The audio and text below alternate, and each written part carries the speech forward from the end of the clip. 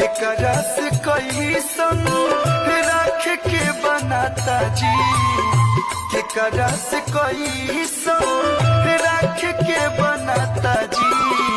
पढ़ली रामायण रउआ चल जाई पाता जी, देखली रामायण रउआ चल जाई पाता जी। कबो ना उड़ाई ऐसन अमर बगाथा जी, कबो ना उड़ाई ऐसन